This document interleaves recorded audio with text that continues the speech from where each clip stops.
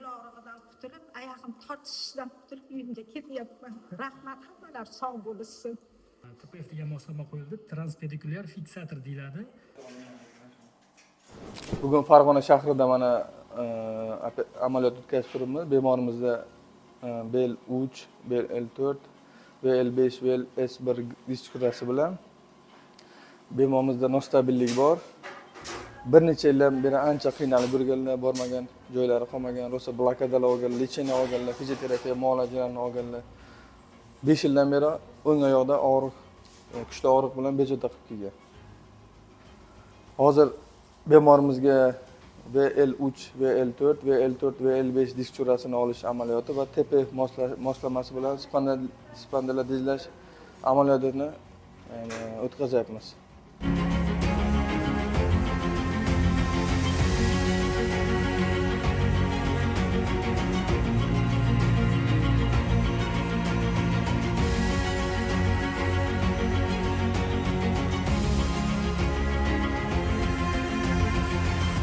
Mana ameliyatımız yaxshi o'tdi, Xudoga shukr. Mana IOP moslamasi yordamida TPF moslamalarni o'rnatdik. Ikkita grijani disk churasini oldik. Xudo yaxshi bo'lib ketadi kasalimiz. Men Rahmonova Aziza Oltiariq tumanidan kelib, davolandim. 20 yildan shunga bel og'rig'i bilan davolandim. Yaxshi natija olmadim. Keyin Ismoil aka klinikasiga keldim. Meni yerda shifokorlar yaxshi kutib olishdi. Menga umurtqa siljishi, grija nerv qisilishi deb tavsiya qo'yishdi.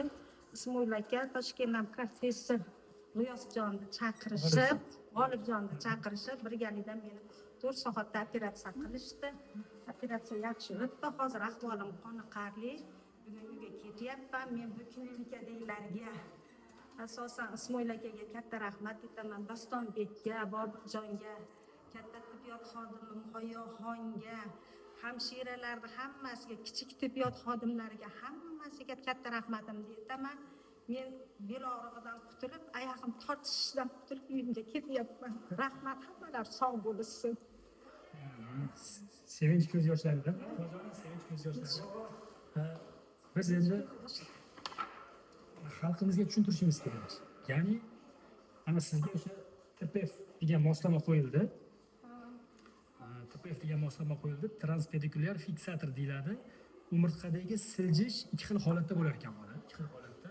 Ya'ni umurtqadagi siljib joyida qatib qolgan holatda bo'lar ekan. Qatib qolgan holatda, ikkinchisi siljib o'ynab turadigan holatda bo'lar ekan.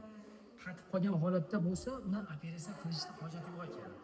Bu joyga suvarka bo'lib qolgan bo'lar ekan. Sizga joyda siljib o'ynab turganligi sababli, umurtqamizda ikkita joyda grijalar borligini hisobiga oyog'ingizda doim uyushish, belda og'riq bo'lib turdi.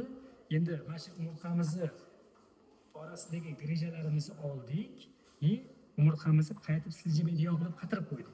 Endi bu sizni umurtqangizda qolib ketdi bu temirimiz. Bu zanglamaydi. Juda ham baquvvat moslama bo'ladi. Xudo xohlasa 80-90 100 ga kirganingizda ham xizmatingizni qilaveradi, opajonim. Orada 3 oyda bir marta, 6 oyda bir marta kelib bizdan konsultatsiya olib turasiz. Shu xuddi sizga o'xshagan bemorlarga maslahatingiz. Albatta do'stona. Maslahatim shu yerga kelib o'zlarini ko'rsatsin, shifo topib ketsin. Ismoil aka doktor Danjon sog' bo'lsin, shunaqa qo'li yengil, shogirdlardan ko'plarni chiqarib uzoq umr ko'rib yursin baxtimizga, xalq baxtiga. Sog' yursin. Men rosa azob tortdim, oyog'im uzatolmay, borib davolanmagan joyim qolmadi. Albatta operatsiyadan qo'rqmaslik kerak ekan, ha? Qo'rqmaslik kerak ekan. Ikkilanmaslik kerak. Boshida haligi sizga tushuntirish, bu operatsiyaga olish inson uchun endi oson emasdi. Yaxshi tushuntirdik, mana operatsiya qilib qo'ydik tezlikda. Rahmat, sog' bo'ling. Ilohim umringiz uzoq bo'lsin. Ilohim, sizlar ham sog' bo'linglar. Sizlarga bemorlar hammasi yaxshi o'tib ketsin. Ilohim, avvalo ota-onalarga rahmat, sizlarni tarbiyalab, o'qitib, xalq xizmatiga tayyorlab bergan avvalo ota-onalarga rahmat.